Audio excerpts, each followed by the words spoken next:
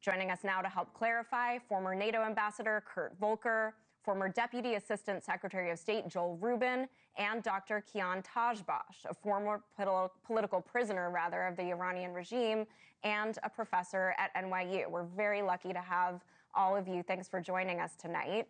Ambassador Volker, let's start with you. President Trump has repeatedly said the war's over, but then every day we seem to get another report about troop movements. So what do you think the strategy is here?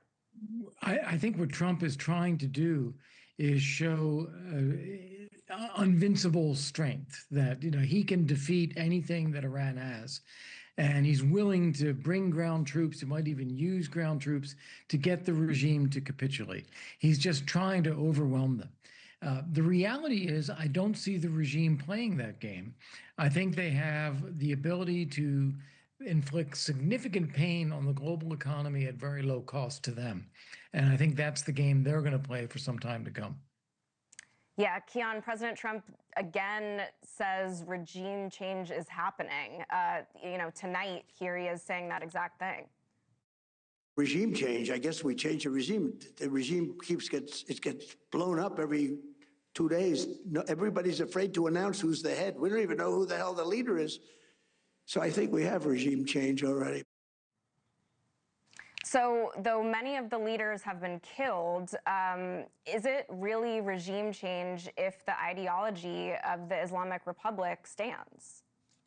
Not really. And it's not only the ideology, it's a lot of the people and the cadres and the personnel of the regime who are still there.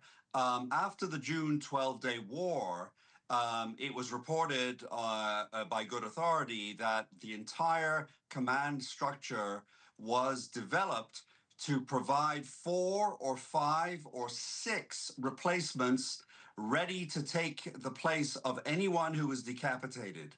And we see that we see that plan being executed. That is to say, as soon as one person gets taken out, someone takes their place and layers underneath go up. So I don't think that the claim about regime change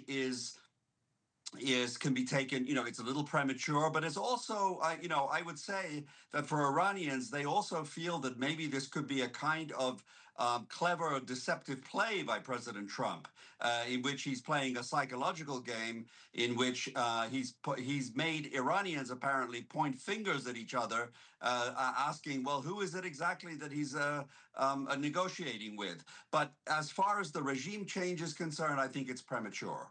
Yeah, and Kian, you've been pretty optimistic, though, about the possibility of democracy there. Can I just stick with you, and can you follow up on that really quick? Yeah, I mean, my argument from having lived there and worked there and studied there is that I've made the argument that Iran is more ready for democracy than many people think. It's not like Iraq, Libya, or Afghanistan, where a lot of institutions have to be built up from scratch. There are institutions inside Iran, but they have been captured and weaponized by the authoritarian Islamist regime. But they do exist. And there is both the culture of participation, there's also some leaders, and there is widespread technocratic competence to be able to maintain governance in the country so it doesn't become a failed state. And so I am optimistic about the potential, but the reality is that potential is not being allowed to flourish because there's a big lid being put on by the repressive government, and they're not giving up anytime soon. Yeah. Thank you. Joel, I want to ask you, I know we started with this, about whether we're starting to see this sort of fracture between the U.S. and Israel, or they at least seem to be going in different directions. Today, Iran's foreign minister posted this on X. I'll read it. Israel has hit 2 of Iran's largest steel factories, a power plant, and civilian nuclear sites, among other infrastructure. Israel claims it acted in coordination with the U.S. Attack contradicts POTUS' extended deadline for diplomacy. Iran will exact heavy price for Israeli crimes. What do you think about that? Well, that's a real acute way of trying to divide the American and Israeli forces that have conducted a joint operation Yeah. unrivaled in recent memory. Look, there are always going to be tensions, and I think it's natural. Right now, war aims are different when you have one country in the region that is striking and is looking out for its existence, and the United States, which has broader strategic needs as well to pay attention to. But I think these are very small disagreements. It's not something that's changing any of the tempo. If anything, we're seeing the tempo increase. But this clearly is a war being executed very much in coordination between the Israelis and the United States. And I don't think anything is slowing that down. Yeah. Ambassador Volker, back to you. President Trump said NATO made a big mistake today. Take a listen. But I think a tremendous mistake was when NATO just wasn't there. They just weren't there.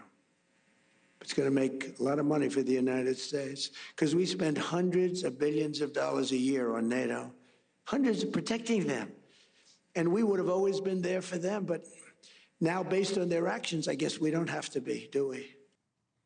So, Ambassador, is the alliance actually fragile? I mean, how do you see this? Is it Trump posturing? What's reality and what's fiction? It's only fragile to the extent that Donald Trump is serious about what he's saying. Fortunately, I don't think he is.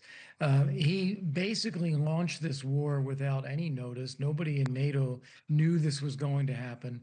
No one was prepared. No one knew what the operation was. No one had worked their publics to generate support for military action. So everyone was caught flat-footed. And then he's complaining about that. He hasn't asked them for anything and then complains that they're not doing something. And then when they offer, as they did last week, and say, look, we have a vital interest in the movement of energy out of the Persian Gulf. We are prepared to take part in an operation. Then he poo-poos it and says, oh, we don't need it. It's too late. So I think he's just flailing about and shifting blame. Joel, could I get your reaction on that same question about the NATO alliance, since we have two very esteemed diplomats here this evening? Well, I defer to Ambassador Volker's expertise on NATO, but I do think in the broader context, look, he's right. The president did not prepare a diplomatic armada to support this. But that said, the NATO countries do have an interest in this conflict being resolved in a way that helps them, does not harm their interests, that deals with the energy questions, that makes sure that Iran never gets to a nuclear weapon, that keeps the region in some level of stability after the war ends. And they do need to step up. I think that they have the ability to do that. I think that their publics are going to be very nervous about it. But on the flip side, they're not really opposing it either. And that's one of the things that I'm watching here is that across the region, across Europe, other than one or two countries, by and large, most countries are either condemning Iran for striking into their countries with missiles or laying low and being silent. And that, quite frankly, is a pretty interesting development as well. Kian, I'm going to give you the last word to wrap all of this up. What do you see happening specifically with the Strait of Hormuz? But back to your earlier comments, how do you think this ends? Well, I think, speaking actually to family and friends in Iran, even today, I was able to do that. I mean, I think, first of all, it's interesting how the society is holding together. That is to say, there's no collapse in the society. And I think people are just waiting to see how this military operation ends. But I do think that the idea of, I'd be very skeptical of the idea that negotiations, that any kind of opening is going to take place. The regime is, by all accounts, they're still in place and they will fight. And this is what someone told me today who watches very carefully from inside. He said they will fight to the last bullet. Yep. Because they are committed to the regime. And so they're going to just keep going until they get either so weakened or so demoralized that it will crumble. But I don't think that that will happen in the next 3 or 4 months. Yeah, thank you all for your excellent insight. Ambassador Kurt Volker, Joel Rubin, and Dr. Kian Tajbakhsh, thank you. I hope you come back soon. Thank you for watching. Subscribe below and download our NewsNation app right now on your phone, and you will get fact-based, unbiased news for all Americans.